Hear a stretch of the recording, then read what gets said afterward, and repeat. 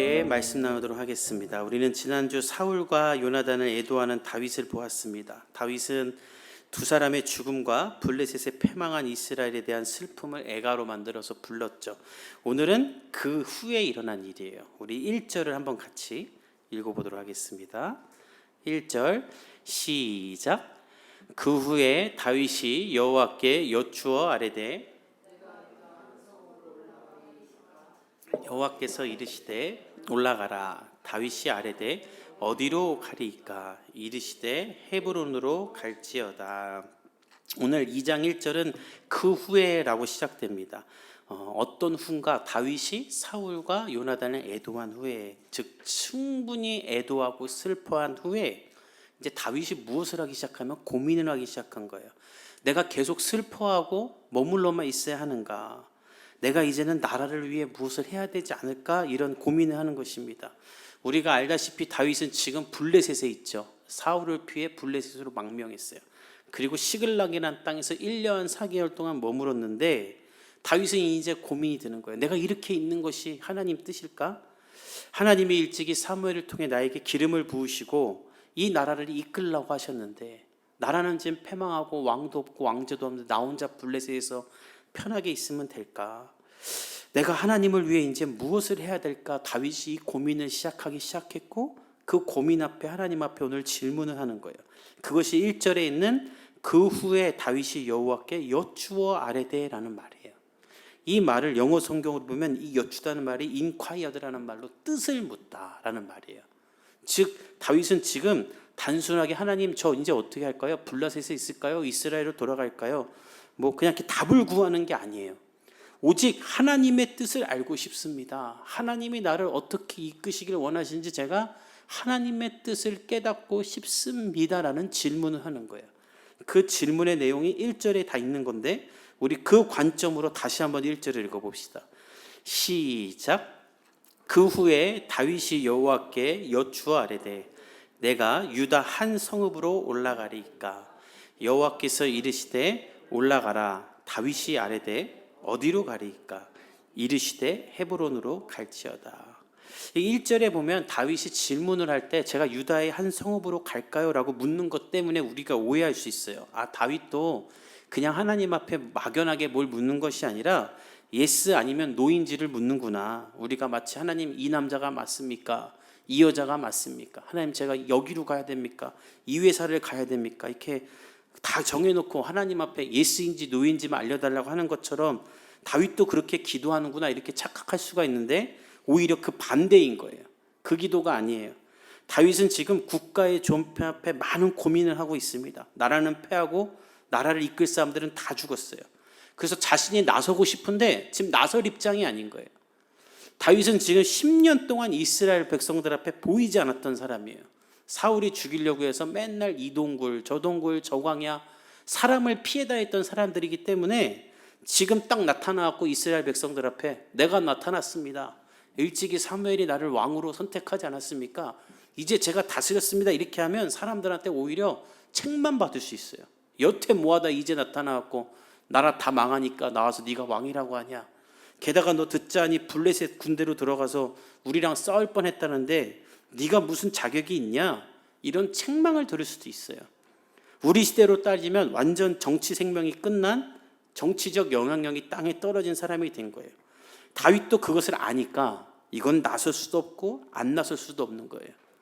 그래서 생각해 보니 내가 다시 이스라엘로 돌아가 정착하고 기반을 다질 수 있는 곳은 내가 소속돼 있는 나의 지파인 유다 지파밖에 없겠다. 이렇게 생각이 든 거예요. 그래서 그곳으로 가려고 하는데 이전에 다윗 같았으면 그냥 바로 갔을 겁니다. 옛날에 사울에게 이렇게 추격하느니 블레셋으로 가는 게 낫겠다 싶어서 그냥 휙 가버렸던 것처럼 내가 계산한 만큼 다 해보고 내가 생각해봤는데 이 방법밖에 없다고 그냥 쑥 갔을 거예요. 근데 오늘 그렇지 않아요. 이 생각을 놓고 하나님 앞에 묻는 거예요. 하나님 제가 유다로 갈까요? 이 말은 지금 나의 생각과 나의 계산에 따라 움직이는 것이 아니라 나는 하나님의 뜻을 알고 싶습니다. 이건 내 생각이고 하나님의 생각도 맞습니까? 하나님의 뜻을 알고 싶습니다. 이것이 나를 향한 하나님의 계획입니까? 즉 유다로 가고 싶어서 묻는 것이 아니라 하나님의 뜻이 아니라면 유다로 안 가기 위해 묻는 거예요. 하나님의 뜻에 따라 순종하기 위해 내 계획을 접으려는 의도로 하나님의 뜻 가운데 순종하고 싶습니다라고 묻는 거예요. 저는 오늘 이 예배 가운데 여러분들 가운데도 이런 마음이 있기를 예수님의 이름으로 축복합니다. 하나님 앞에 이런 질문들이 여러분들이 있어야 돼요. 하나님, 저는 이렇게 사는 게 맞습니까? 저 이렇게 사는 게 맞습니까? 하나님, 제가 회사에서 직장에서 어떻게 살아야 됩니까? 제가 하나님 앞에 혹시 놓치고 있는 것은 없습니까? 전 여러분들이 지난 한 주 이런 질문이 있었는지 여러분 자신이 돌아봤으면 좋겠어요. 만약 여러분 가운데 이런 질문이 없었다면 여러분은 지난 한 주 여러분 마음대로 살았다는 것을 말해요. 아무것도 아닌 것 같지만 이 질문이 왜 중요하냐면 이 질문은 오직 하나님을 신뢰하는 자만이 할 수 있는 질문이기 때문에요. 사람은 내가 신뢰하는 대상에게 질문합니다. 요즘 대한민국 엄마 아빠들이 가장 신뢰하는 건 오은영 박사님이죠. 오은영 박사님이 이랬대 그러면 다 통해요. 사람들이 밥 먹을 때 다 배달의 민족 리뷰를 보죠. 이 집이 맛있는지 맛없는지 리뷰를 통해 내가 신뢰를 얻으려고 하는 거예요. 그러니까 한 번이라도 보는 거예요. 사람은 자신이 신뢰하는 대상에게 정보를 구합니다. 다윗이 지금 하나님께 질문을 한다. 이 얘기는 무엇인가? 다윗은 전적으로 하나님만 신뢰하고 있다는 거예요. 전 여러분이 이렇게 하나님을 신뢰하고 하나님께 나아가는 사람이 되기를 간절히 축복합니다. 한번 돌아보세요. 난 하나님께 질문을 더 많이 하는가? 네이버나 유튜브에게 질문을 더 많이 하는가? 저도 이 본문을 지난주에 묵상하면서 하나님 앞에 많은 것을 질문했어요. 하나님, 제가 지금 잘 살고 있습니까? 제가 하나님 무엇을 하기 원합니까? 복음의 교회는 어떤 교회가 되어야 되고 하나님, 저는 어떤 목사가 되기 원합니까? 또 제가 개인적으로 한 집안의 가장으로 저는 어떻게 살아야 됩니까? 하나님께 이런 질문을 정말 많이 하는 주를 보냈어요. 근데 이 질문을 제가 계속하면서 깨달은 게 있어요. 이 질문을 하나님 앞에 하기 시작하니까 자연스럽게 제가 한 가지를 더하게 됐는데, 하나님, 제가 어떻게 살아야 됩니까? 하나님께 질문을 막 하기 시작하니까 제가 하나 더하게 되는 것은 바로 하나님의 음성을 듣기 위해 머물고 기다리는 일을 하게 되는 거예요. 사실 이것이 하나님이 우리에게 원하시는 기도고 기도의 목적입니다. 어떤 한 목사님의 설교를 지난주에 들었는데 그분의 간증이었어요. 이분이 초등학교 때 부흥회 때를 참석했대요. 초등학생 때. 근데 그 목사님이 마태복음 6장에 있는 설교를 하면서 중언부언 기도하지 말라. 하나님께서는 너희에게 있어야 될 것을 다 아시느니라는 설교를 해주셨대요. 그리고 그 설교에 큰 은혜를 받았대요. 그리고 깨달았대요. 야, 하나님은 내가 뭘 필요한지 아시는구나. 이미 하나님은 나의 생각을 다 아시는구나. 너무 감사하다. 그럼 앞으로 기도 길게 할 필요 없겠네 하고 초등학교 때부터 대학생이 될 때까지 기도를 늘 한 줄로 끝냈대요. 하나님 아시지요? 들어주세요. 응답해 주세요. 이 기도로 1분, 인생 통틀어 기도를 1분 이상 해본 적이 없다라는 거예요. 늘 이렇게만 기도했대요. 뭐 하나님 다 아시는데 뭘 그렇게 떠드냐고. 그냥 그렇게만 기도했대요. 근데 그렇게 10여 년을 기도하던 대학생이 된 어느 날, 그날도 기도했대요. 하나님 아시지요? 저 힘든 거 도와주세요. 근데 그때 머리를 한 대 꽝 치는 것처럼 분명한 하나님의 음성이 들렸는데 하나님이 이렇게 말했답니다. 그래, 나는 네가 무엇을 원하는지, 너가 무엇을 필요로 하는지 다 안다. 근데 너는 나에 대해서 무엇을 알고 있느냐? 나는 너의 머리털까지도 다 세는데 너는 내 생각이 궁금하느냐? 그분은 그때 머리에 한 대를 꽉 맞은 것 같았대요. 아, 하나님이 나에 대해 다 아는데 또 쉬지 말고 기도하라고 하신 이유는 여기 있구나. 하나님은 나에 대해 다 알지만 나는 하나님의 뜻을 모르기 때문에 하나님의 뜻을 내가 온전히 알아 하나님의 원하신 대로 살기 위해서는 내가 하나님의 음성을 듣기 위해 계속 기도하고 머물러 있어야 되는구나. 즉 내 요구를 통보하기 위해 하는 기도가 아니라 하나님의 마음을 알기 위한 기도를 해야 되는구나라는 것을 깨달았다라는 거예요. 다윗은 지금 그 기도를 하는 거예요. 저는 여러분 안에 이 기도가 시작될 수 있기를 간절히 축복합니다. 왜 내 기도에 하나님은 응답을 안 하는가? 여러분이 들을 생각도 없고 하나님 앞에 머물지도 않기 때문인 거예요. 오늘 다윗은 하나님 앞에 묻습니다. 하나님, 제가 어떻게 해야 될까요? 그래서 하나님이 분명하게 대답을 하세요. 유다로 가라. 그래서 다윗은 또 물어요. 하나님, 그러면 헤브론 땅으로 가면 될까요? 하나님이 분명히 말하세요. 헤브론으로 가라. 다윗은 하나님이 분명한 사인을 줄 때까지 계속 기도하는 거예요. 그리고 하나님이 답을 주시니 지체하지 않고 헤븐으로 갑니다. 여러분의 인생 가운데 이래야 되나 저래야 되나 고민하는 시간, 그 시간을 버리고 하나님 앞에 기도하고 가만히 머무는 시간이 더 늘어날 수 있기를 예수님의 이름으로 축복합니다. 여러분의 집에서, 여러분의 방에서 하나님하고 한 5분이라도 가만히 있어 본 적이 있으세요? 성경을 읽을 때 하나님 이 성경을 통해 저에게 말씀해 주세요, 하나님의 마음을 주세요라고 10분이라도 그렇게 집중해서 읽어본 적이 있으세요? 평생 교회 다니면서 그거 한번 안 해본 사람이 있어요. 그러니까 하나님의 뜻을 알지를 못하는 거예요. 전 여러분들이 핸드폰 보고 그런 거 하는 것보다 다윗처럼 하나님의 음성을 듣기 위해 머무는 시간이 더 많을 수 있기를 예수님의 이름으로 축복합니다. 하나님은 그래서 분명한 답을 주세요. 그리고 다윗은 움직이기 시작하는데 우리 2절에서 4절까지 읽어보도록 하겠습니다. 시작. 다윗이 그 두 아내 이스라엘 여인 그리로 올라갈 때에 또 자기와 함께한 추종자들과 그들의 가족들을 다윗이 다 데리고 올라가서 헤브론 각 성읍에 살게 하니라. 유다 사람들이 와서 거기서 다윗에게 기름을 부어 왕으로 삼았더라.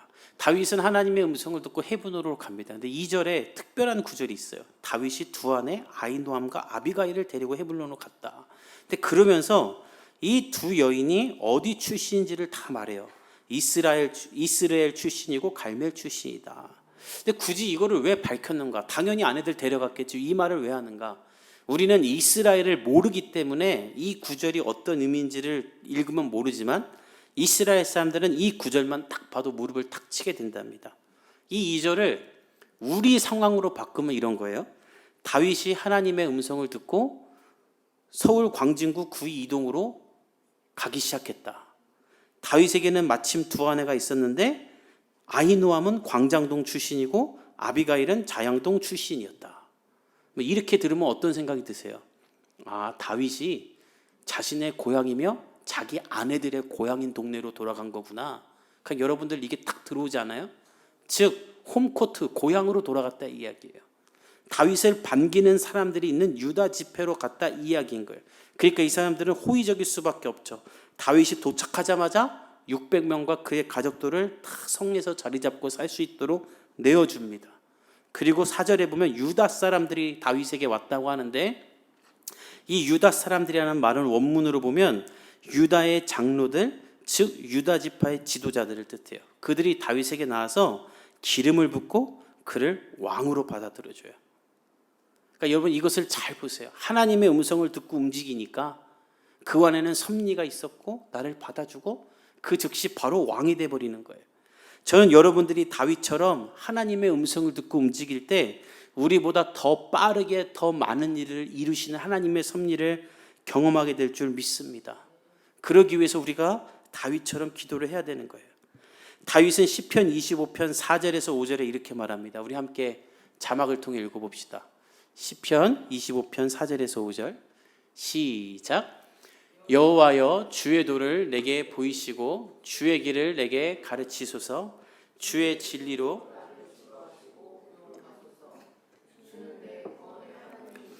내가 종일 주를 기다리나이다. 저 구절을 잘 보세요. 여호와여 주의 도를 내게 보이시고 주의 길을 내게 가르치소서. 여러분들 입술에 지난 한 주간 저런 기도를 했냐는 거예요. 주의 진리, 불변하는 주님의 완전하심으로 나를 지도하고 교훈해 주십시오. 주는 나의 구원의 하나님이시니 내가 종일 주를 기다리겠습니다. 여러분의 삶에 이런 고백이 시작될 수 있기를 간절히 축복합니다. 정신없다고 바쁘다고 시간 없다고 말하면서 마냥 열심히 산다? 그거는 하나님과 상관없이 사는 거예요. 그냥 여럿이 열심히 사는 거예요. 세상 사람들도 다 그렇게 살아요. 주님과 함께 살아야 되는 거예요. 만약 여러분들이 이런 일을 안 하고 있다면 그 이유는 딱 한 가지인데 여러분이 교만해서인 거예요. 존 파이퍼 목사님이 이렇게 말하셨어요. 주님을 구하지 못하게 하는 장애물이 단 한 가지 있다면 그것은 바로 교만이다. 하나님이 어디 있다고 말하는 교만한 사람은 하나님을 구하지 않는다. 내가 다 한다고 생각한 사람은 하나님을 구하지 않는다. 세상을 다스리는 분을 하나님이라고 믿지 못하는 사람들은 하나님을 구하지 않는다. 교만한 사람들은 하나님을 구하지 않아요. 이 세상을 움직이는 게 돈이고 경제고 권력이라고 믿는 사람들은 하나님을 구하지 않고 우선순위에 두지 않아요. 그러나 나는 하나님이 필요한 부족한 사람이다라는 겸손한 고백을 하면 매일의 삶 가운데 하나님이 여러분 가운데 찾아와 말씀하시고 분명한 답을 주시는 거예요. 그래서 여러분들은 하나님을 찾기 위해 애써야 되는 거예요. 근데 이 일을 안 해, 우리 복음의 교회 성도들이 보니까. 왜 금요기도에 안 나오는 거야? 죽을래 다? 다 나오세요. 미리 월차를 쓰세요. 매주 하는 것도 아니고 한 달에 한 번 나와서 기도하자는데 그걸 안 해. 그 다 살만하던가 교만하던가 오늘 성경은 둘 중에 하나라는 거예요. 이사야 55장 6절은 이렇게 말합니다. 우리 한번 같이 읽어봅시다. 시작. 너희는 여호와를 만날 만한 때에 찾으라. 가까이 계실 때에 그를 부르라. 하나님이 여러분을 만나기 위해 예수 그리스도를 십자가에서 달려 죽으시고 휘장을 찍고 여러분에게 가까이 나올 수 있는 특권을 주셨어요. 그러면 여러분들이 그 일 가운데 성취를 맛보는 하나님께 나아가는 일을 시작할 수 있기를 예수님의 이름으로 축복합니다. 아멘. 우리 이어서 4절 후반부를 읽어봅시다. 우리 어떤 사람이라는 구절부터 읽어봅시다. 시작. 어떤 사람이 다윗에게 말하여 이르되 사울을 장사한 사람은, 여기까지. 다윗이 유다의 왕이 됐어요. 그러니까 이스라엘 12지파 온 나라의 왕이 된 게 아니라 자기 지파에서만 왕이 된 거예요. 왕이 될 때까지 또 7년이 걸려요. 근데 이제 일단 유다의 왕이 되니까 유다 지파에 있던 한 어떤 사람이, 누군지 모르겠는데 그 사람이 나와서 첫 번째로 다윗에게 이런 말을 합니다. 다윗이요, 사울이 죽었을 때 그의 장례를 길르앗 야베스 사람들이 치러주었습니다. 이 말을 해요. 이 말을 어떤 의도로 왜 하는지 성경에 분명히 나와 있지 않아서 알 수는 없지만 미루어 짐작하는 것은 아마도 이 길르앗 야베스 사람들을 책망하라, 혼내라, 벌하라라는 의미일 가능성이 커요. 왜냐하면 이제 다윗이 유다 지파의 왕이 됐잖아요. 그리고 유다 지파의 사람들은 다윗이 빨리 하루속히 이스라엘 전체를 다 다스리는 왕이 되길 원해요. 근데 그러기 위해서는 가장 먼저 할 일이 사울의 측근들을 숙청하는 일을 해야 돼요. 우리가 옛날에 사극 보면 왕조가 바뀌면 맨날 뭐 피가 넘쳐나고 있습니다, 숙청이 시작됐습니다 막 이러잖아요. 그 사울도 사실 이걸 염려해서 다윗에게 네가 왕이 되면 우리 가문 멸하지 말라 이런 말 했잖아요. 이 어떤 사람은 무슨 말을 하냐면, 다윗이여 당신이 이스라엘 전체의 왕이 되려면 사울에게 장례를 치렀던 저 길르앗 야베스 사람들부터 혼내고 벌을 줘야 사람들이 당신을 공경하고 두려워하게 될 겁니다. 이 말을 하는 것이다. 아마 학자들은 그렇게 추정을 해요. 그래서 고발하는 겁니다. 근데 다윗이 이 말을 듣고 이들의 기대와는 달리 아주 깜짝 놀랄 일을 해요. 우리 5절에서 7절까지 읽어봅시다. 시작. 다윗이 길르앗 야베스 사람들에게 전령들을 보내 그들에게 이르되 너희가 너희 주 사울에게 이처럼 은혜를 베풀어 그를 장사하였으니 여호와께 복을 받을지어다. 너희가 이 일을 하였으니 이제 여호와께서 은혜와 진리로 너희에게 베푸시기를 원하고 나도 이 선한 일을 너희에게 갚으리니 이제 너희는 손을 강하게 하고 담대히 할지어다. 너희 주 사울이 죽었고 또 유다 족속이 내게 기름을 부어 그들의 왕으로 삼았음이니라 하니라. 다윗은 이 말을 듣자마자 어떻게 하는가? 길르앗 야베스 사람들에게 전령을 보냅니다. 그리고 이런 말을 해요. 깜짝 놀랄 말을 해요. 너희가 사울을 위해 장례를 치렀다며 잘했다라는 말을 해요. 더 나아가 너희는 하나님께 복을 받을 거야. 하나님이 은혜와 진리로 너희에게 베푸시길 원하고 나도 이 선한 일을 기억하면서 갚겠다. 아마 길르앗 야베스 사람, 유다 사람 다 깜짝 놀랐을 거예요. 다윗이 적으로 간주하고 군대를 보내서 몰살을 시킬 줄 알았는데 오히려 칭찬하며 복을 빌어주는 거예요. 그리고 더 나아가 7절에 말해요. 너희는 손을 강하게 하고 담대히 할지어다. 이 사건으로 말미암아 두려워하지 말라라는 거예요. 왜냐하면 내가 죽은 사울을 대신해 너희를 보호해 줄 거기 때문에. 다윗은 사울에게 기름 부어 사울의 장례를 치러진 이들을 오히려 칭찬하고 이들을 높입니다. 이 다윗을 통해 우리가 또 한 가지 배울 것이 있어요. 무엇인가?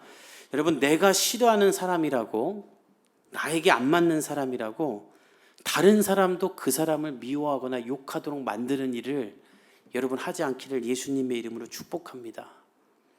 사람들은 악한 게 내가 싫은 사람이 있으면 그 사람을 다른 사람들도 다 싫어하는 사람으로 만들려고 해요. 나랑 사이가 안 좋으면 다른 사람들도 다 그 사람이랑 사이가 안 좋았으면 해요. 그래서 세상의 뒷담화가 끝나지 않는데, 여러분, 성경은 그런 사람 되지 말라라는 거예요. 그리고 하나님은 그런 사람 쓰지 않습니다. 여러분, 잘 기억하세요. 내가 싫어하는 그 사람도 누군가의 딸이고 누군가의 아들이고 누군가의 소중한 부모예요.